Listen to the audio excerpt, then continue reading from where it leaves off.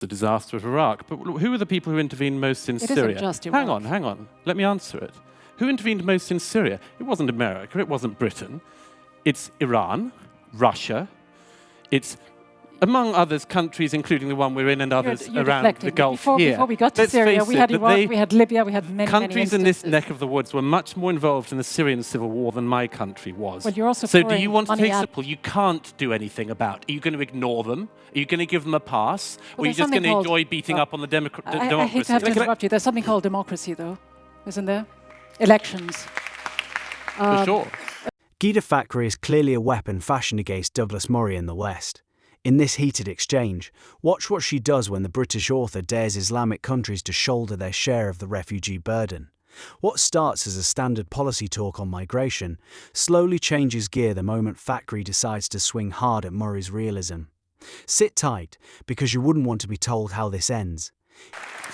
Douglas Murray, thank you very much. A few provocative thoughts, no doubt, that you mentioned there. A few jumped at me, such as when you said the developing world cannot move to the developed world. You seem to conveniently forget that the developed world moved to the developing world without asking permission. No, I don't.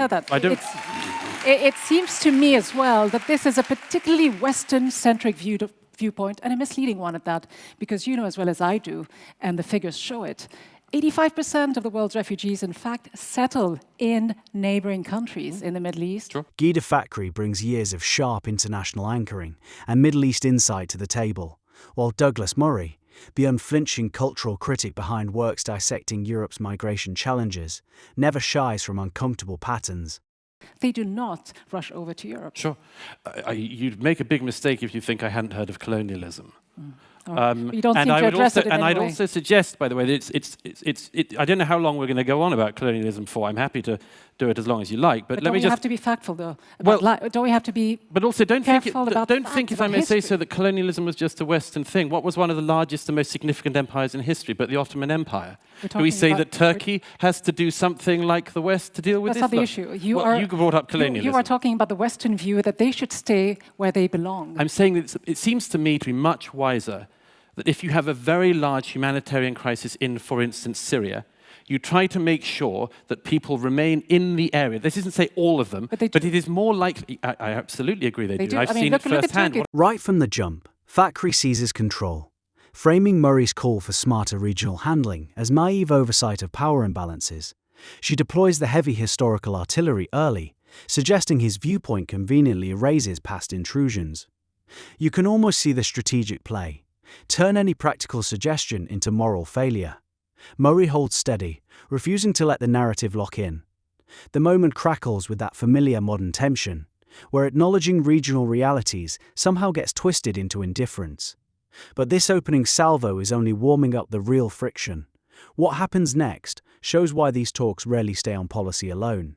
3.5 million refugees. Look at Lebanon and Jordan per capita. What the I'm countries that have suggesting the to you most. In is- fact, in Lebanon, you've got 1 in every 4 person living in that country is a Syrian refugee. Absolutely. So to suggest they're not doing very much is just being misleading, being dishonest. Believe me, I'm not being misleading. And I said from the outset that I agree with the point that most refugees remain in the area. And I said that I think that that's a good idea. I'm suggesting to you that I think it's better that people, for instance, fleeing Syria, end up in the countries around Syria in order to be able to return to their country than putting them in but Norway. they will return. You are suggesting that they don't want to return. Who, in their right I'm not mind, if suggesting they they had don't the want to option, return. When did I and say we will that? hear from a refugee, if they had the option to return, of course they'd want to return. I didn't say they wouldn't. They leave everything behind. But you seem to also be oblivious to another important fact that I just want to throw at you before we go to a video clip that I want to show you. It's what about the moral responsibility, though, of Western countries that have contributed to the destabilization of the region, the meddling, the military interventions, not to mention the arms sales that continue as we speak? What about Do you want me to answer that? Okay, I'll answer that one frankly. Nobody denies, for instance, the disaster of Iraq. But who are the people who intervened most in Syria? Isn't just Iraq. Hang on. Let me answer it. Who intervened most in Syria? It wasn't America, it wasn't Britain. It's Iran, Russia. It's, among others, countries, including the one we're in and others around the Gulf here. Before we got to Syria, we had Iraq, we had Libya, we had many countries in this neck. As Fakhri doubles down on colonial legacies as the eternal explanation, Murray introduces another lens on empire that disrupts the script. Instead of endless Western mea culpa, he forces consideration of what sustainable help actually looks like, keeping people rooted near home for faster recovery, rather than distant transplants that strain everyone. The host's pushback reveals the traps so many fall into. Treating neighbouring countries' genuine burdens is proof against any critique of long-term strategy. It's a microcosm of why migration debates feel stuck. Good intentions clashing with logistical truth. You can feel the ground shifting here, and Fakhri is steering straight toward the West's track record. Murray's counter is going to land like a challenge few expect. Of the Woods were much more involved in the Syrian civil war than my country was. Well, you're also so do you want to take some responsibility for that? Do you want to take more refugees here in Qatar? Do you want to take more in the Gulf? No one is Right. immune to any sort of criticism. Well, but we're talking about I'm glad to hear the Western it. countries, the British countries, the British countries. What did Britain do in Syria? We're talking about these governments that you seem to suggest should be immune. No, or when should did I be suggest that? absolved of any When responsibility. did I suggest that? I want to get to the other point that you make, and it's an important one, Douglas Murray. You suggest that we need to actually balance between two very important virtues, two important concepts of mercy toward the refugee and justice toward your own citizens. Let's take a quick look at this instance involving refugees. Do you send anyone for us? We are the Syrians, about 300. Sir, I give you the number of Malta authority because you are near Malta. Hello? Yes. About 100 children and 100 women and maybe 100 men. Please hurry. Water is coming into it. The boat is going down. We are dying. 300 Yes, children. you have called Malta. You have called Malta. Don't throw us. You can run away. Call Malta. Call I Malta. have no enough account on the mobile. It will cut. Please. You have Yes. my number now. You call me, you please.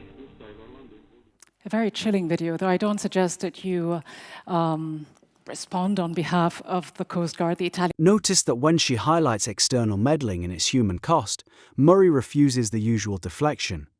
In my view, his willingness to name broader regional involvement, especially closer to the crisis zones, cuts through selective blame games that dominate these forums. The standout moment arrives when he essentially asks, if shared humanity demands action, why shouldn't host nations and Gulf states lead more visibly? It's a fair dare that exposes the inconsistency in demanding infinite Western absorption while local capacities get a pass. Fakhri's visible discomfort peaks as that question hangs. That direct challenge clearly rattles the framing. Now she's pivoting to the tragic boat incident, trying to recenter mercy and legal burdens on Europe. Coast Guard. But again, it's that same issue of shifting the problem to others. And just for a little bit of context, in fact, this boat, which capsized 5 hours after this call, killing quite a few people on board, we heard that there were about 100 women, 100 children on board, that was twice as close to an Italian island as it was to Malta. But again, this idea that, we have to safeguard our values, where does mercy fit in that? Not just mercy, but the obligation, the legal obligations of states towards refugees. I'd suggest that we all make sure we don't shift responsibility. There is a responsibility to everyone. That would include the state we're standing in now, wouldn't it? It would include all the states in this region. It would include the brother states. It would include the Ummah. It would include everybody. It wouldn't just be the Italians. Now, the Italians, by the way, and let me just finish this point. That's a valid issue, but let me respond to it. Let me finish the point. States of the region, it's a valid issue. But unlike the European countries, allow me to just make this point, unlike the European countries, I'll respond to 2 points. They are not parties to the 1951 Refugee Convention. So the legal obligations are, well, it's just a fact. Conveniently, isn't it? But I'll let you carry on. But this means that countries that are signatories to the Refugee Convention get more blame and more assumption that they are going to have to hold more of the burden than countries that didn't. And I'm suggesting to you that nobody should be able to absolve themselves from blame. But if you go to Italy now, and I don't know when you were last there, but it is not the case that this is going well in Italy, either for the migrants who are arriving or for the Italian population. Isn't it you because don't the see resources these are not being poured into this? Let's face it, the policies are not there, the resources aren't there. I see these people when they arrive, I follow their stories. It is not the case just that they don't, the local populations in Italy I've been to Lampedusa, I've seen the boats coming in. The local populations are extremely generous. They are extremely kind to the people. Most of the populations in Europe, let's just not have this idea. Murray pushes back thoughtfully, arguing true responsibility can't be geographically selective or convention dependent. Europe's lived strains, overwhelmed communities, stretched resources, and fading public patience deserve honest airing, not guilt-tripping. In my opinion, painting generous host populations as somehow cold misses how repeated waves test social cohesion anywhere. The numbers he references quietly underscore a simple reality: scale matters, and pretending otherwise leads to policy failure for migrants and natives alike. This is very briefly addressed to all of you. We have been talking about the role of developed countries, but how about our role? How about sustainable development? I mean, what comes after education? How do we develop those countries that we get out from after we get our education? Why don't we have goals set for what do I have to do to make my country developed? How do I make my country self-reliant? I mean, we've been talking about the role of developed countries. Why not talk about the role of developing countries? Thank you. This question turns into a quick game of naming leaders you dislike and matching them, and it concludes with what may be the most crushing reply of the entire discussion. You almost feel the air leave the room as one side struggles to recover from the blow. There's a dynamic relationship between those two things. And that's why I thought the previous question was important. While I agree with you, there's no silver bullet. There's no single answer to any of this. I think it would be hard to imagine any free African nation without imagining the role of structural adjustment policy, debt repayment in particular ways that it undermines its ability to self-sustain and to self-govern. So as I think about, in your question, the idea that we need to provide a self-sustaining Qatar or a self-sustaining Uganda, I mean, pick a place, right? Tanzania. We have to understand the role of the West in undermining that. Otherwise, we end up with a narrative like, why don't you people just clean yourselves up and pick yourself up by the bootstraps and self-govern? And I think it's a much more challenging and daunting task than that. Another question. That single sharp line effectively shuts down the exchange before it can truly begin. Yet the following question completely reverses the direction, and it stands as perhaps the most insightful one raised all evening. Rather than focusing on obligations from wealthy nations toward the displaced, she introduces an entirely different angle. The change lands with surprising force, and suddenly the whole discussion seems refreshed and more urgent. So I'm going to talk briefly about, my mother's experience as an immigrant, and I want to touch here on something that Mark Lamont Hill said, this power of education and telling people how refugees fit into the wider context of economic development. Here's why I'm very skeptical about that. Because when my mother arrived in the UK and her parents arrived in the UK, people still called them dirty packies. When she had graduated from Oxford University, she was still a brown person who was not seen as a citizen, right? So to what extent can we really sell this idea that being educated or fitting X, Y, and Z criteria is what you need to do as a refugee for people to humanize you?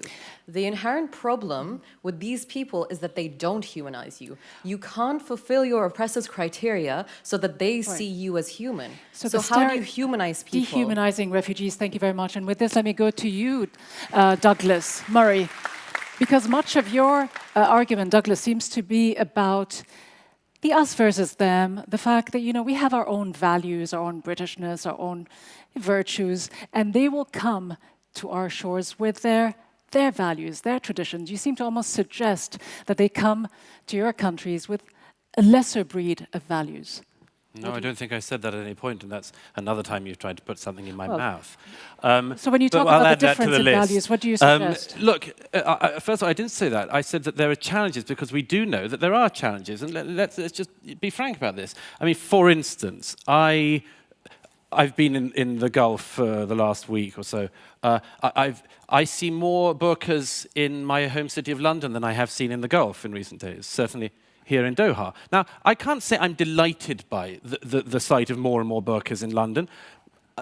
Do I feel any hatred of the people who wear them? Of course not. Of course not. But I can't say I'm elated. Immediately afterward, the conversation leaves behind abstract ideas because an audience member steps forward to make the issue deeply personal in a way that shifts the entire emotional temperature in the room. Definitely there are times I think, what percentage of burqas in this area becomes like not that pleasant for everyone else. But again, is it all down to burqas? Because again, you're not asking people with other traditions whether they care about the sight of people drinking alcohol or showing up in bikinis. Again, it's a very we could in Britain Western-centric viewpoint. I'm not. I have to say, you're going to bark up the wrong tree if you think you're going to persuade a Brit that we should stop drinking alcohol because of people arriving in our country. I mean, that's not going to happen.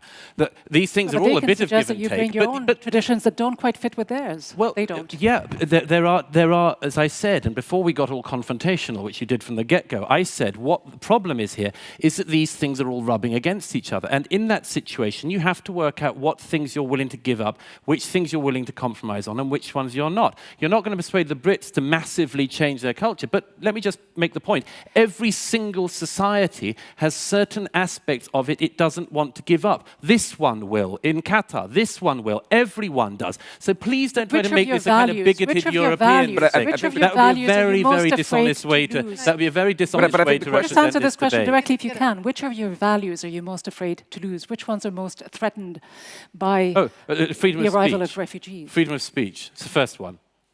Oh, you think that's not a problem? I mean, you think that's not a problem? But you think sorry. That personal question perfectly prepares the ground for the debate finale, because the next segment delivers the moment viewers clip and share most often. You just know something memorable is about to unfold, and you cannot look away. Absolutely. Let me pick up on that. It's very easy to snigger. It's very easy to snigger about this until you've had friends shot in a newspaper office. It's very easy to laugh about that until it's happened to people you know. Right, but could you see how the very same discourse of anxiety or discomfort around seeing hijab could lead to the very same outcomes as yours for free speech of the press? In other words, the same discourse that says, well, you know, of course I respect your religion, but I'm uneasy when I see it performed in public in a certain way. That leads to violence. That leads to I don't think that does lead to it. But really? Let's look at the solutions here, if you have one for us. I think we have to think about values, freedom of speech, absolutely. Why are we supporting, I agree with you, Putin and others are a problem as well, but we also, as a British citizen and somebody who's a resident in the United States and a taxpayer in both countries, I am frustrated by the fact that we are enabling the war in Yemen, and we have made billions and billions of dollars in weapons sales to those. So those values, if we believe in human rights, that counters those values. On the burqa question, as much as I also, especially as somebody who in Britain, as our colleague over there, despite being there 40 years, I would still be told things like, your English is good. That happens occasionally sometimes, which is an indication of you're not quite one of us type of thing. And I am Muslim by birth, so by definition, I'm probably British Muslim as well. I don't like to see the burqa and the niqab either, but by the same token, I look at it and I think, well, does it really bother me? What does it do to me? I don't like people covered in tattoos either. I don't like a man in a skimpy Speedo on the beach either. That doesn't appeal to my sense of aesthetic either. It does disrupt the social cohesion that Douglas is talking about. Throughout all the back and forth, the truly powerful question, the one that forces Murray to pause and gather his thoughts, has not yet arrived. This is the moment you hold your breath in expectation. Of we may not like it, but actually freedom of expression and liberal democracy does mean that we have to think about, as long as their human rights doesn't butt up against mine or yours. I think that is the issue. That if they start telling you or they start telling me, then there becomes a problem. Masood, how do you look at this discussion? I know you don't like to be sort of dragged into anything too political, but how do you look at it? Okay, so basically it is so interesting to hear different views, but I would like to add a very important point that when I go to a different country, that doesn't mean I will impose my culture or my belief on those people. Everyone has different things. Like I have my own faith, I have my own nationality, I have my own culture that, is part of my life. I cannot change it because I was grown in this way. So if I respect myself, if I respect my identity, I don't want to change it. But at the same time, I have to respect others. So, like, for example, when I am in the UK, I saw different people with different styles, with different beliefs, with different opinions. This makes me, kind of interested in knowing more. Like, Like if I will, in my class or in my seminars or lectures actually in the UK, if I will go to somebody and tell them, okay, you have to be a Muslim, for example. This is wrong, I believe in something that if you live in a society that has differences, you can learn so much and you can create and have so many advancements. Because if we all are similars, we cannot, have deeper insights. And I believe in something as well. That if you don't want to change something part of you, no one can impose you to change it. For example, if you don't wear a headscarf, for example, I cannot come to you and force you because you are convinced that you don't like to wear a headscarf. So I cannot go to you and tell you, no, you have to. No one can force you on something if you don't want. So she may stand as the most candid Muslim voice many of us have encountered. Because, of course, every culture draws certain lines it refuses to cross. The real debate was never about drawing a line because lines always exist. The fierce battle nobody wants to face, honestly, concerns exactly where those lines belong and who holds the power to set them.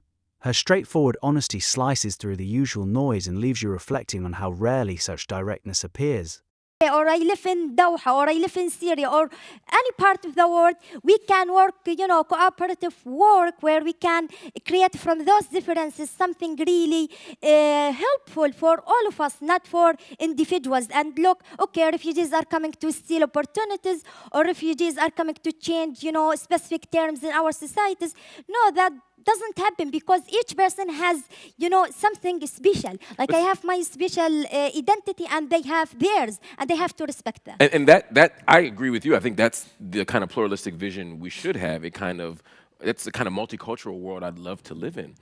I think you're right. I think the problem is oftentimes when refugees enter spaces, particularly in the West, we see their culture as corrosive. We see the very presence of Muslims as a challenge to our identity. We see the very presence of brown people as a challenge to our national identity.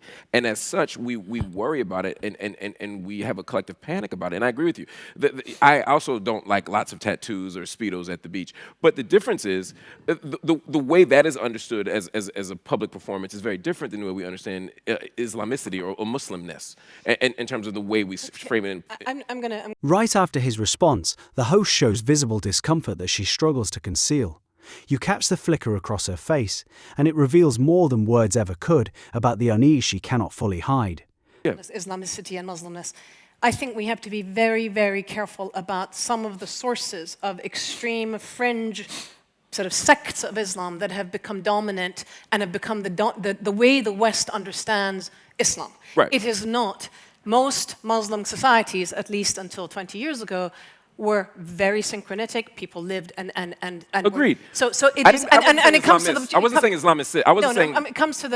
It comes actually to some of the geopolitics, because a lot of this is unfortunately Saudi funding of mosques and so forth across the world and in England, and that sort of entering into our political discourses in ways that we haven't understood. And people saying, "Oh, this is." This stands as perhaps the cleverest rhetorical in the whole discussion, flipping the logic back on itself.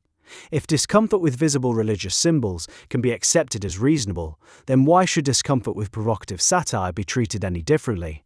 The question strikes like a hammer, forcing everyone to confront the dangerous inconsistency they have carefully avoided all evening. Let me know in the comments, do you agree with anything these panelists said? Kindly share in the comments.